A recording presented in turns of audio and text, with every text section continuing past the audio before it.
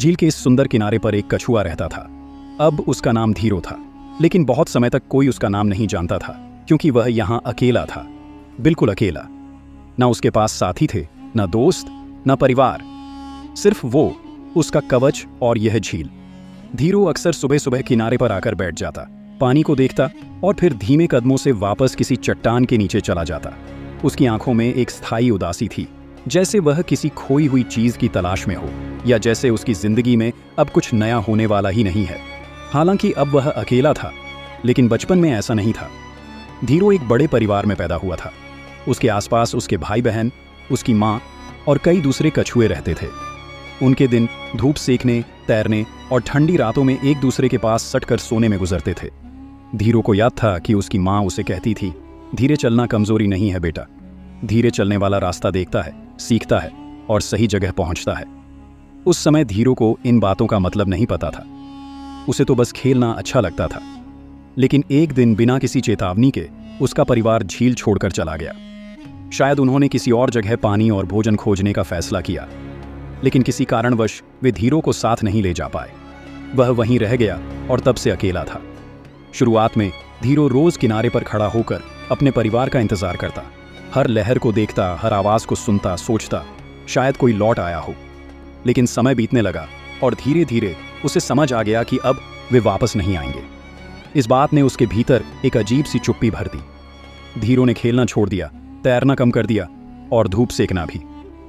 वह ज्यादा समय अपने कवच में सिर छुपाकर बिताने लगा। बाहर की दुनिया उसे ठंडी और बेरहम लगने लगी। जब इंसान नहीं, जानवर नहीं, तब प्रकृति ही उसका साथी बन गई। धीरो पेड़ों के झूलते साए देखता, पानी में गिरती बारिश की बूंदों की आवाज सुनता और कभी कभी रात को सितारों को गिनने की कोशिश करता। एक शाम जब आसमान नारंगी हो रहा था, धीरो ने महसूस किया कि सूरज भी रोज डूबता है, लेकिन अगले दिन फिर लौट आता है। उसने सोचा, शायद मेरी जिंदगी भी ऐसी ही है, शायद अभी बस एक लंबी रात है, लेकिन कहीं ना कहीं सुबह मेरा इंतजार कर रही होगी। पहली बार उसने खुद से कुछ अच्छा कहा था। दिन बीतते गए, अब धीरो खुद से बातें करने लगा था। वो सोचता, मैं इतना धीमा क्यों हूं? फिर खुद ही जवाब देता, क्योंकि मेरा कवच भारी है, लेकिन यही कवच मुझे सुरक्षित भी रखता है।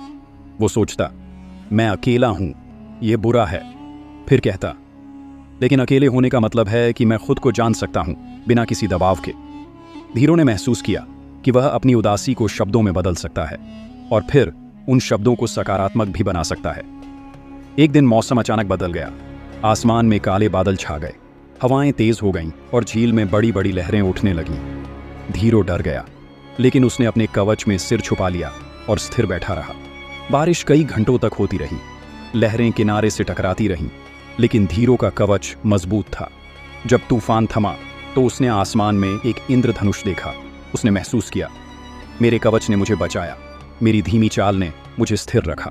यह कमजोरी नहीं, ताकत है। उस दिन पहली बार उसने मुस्कुराने की कोशिश की। अब धीरो ने तय किया कि वह रोज तैरने जाएगा, चाहे थोड़ी देर ही सही। वह पानी में अपने प्रतिबिंब को देखता और खुद से कहता, तुम अच्छे हो, तुम्हारे पास जो है वह किसी और के पास नहीं है। धीरे धीरे उसका कवच भी चमकने लगा, क्योंकि वह अब ज्यादा धूप में रहने लगा था। उसका मन भी हल्का होने लगा, जैसे कवच का भार अब सिर्फ शरीर पर था, मन पर नहीं।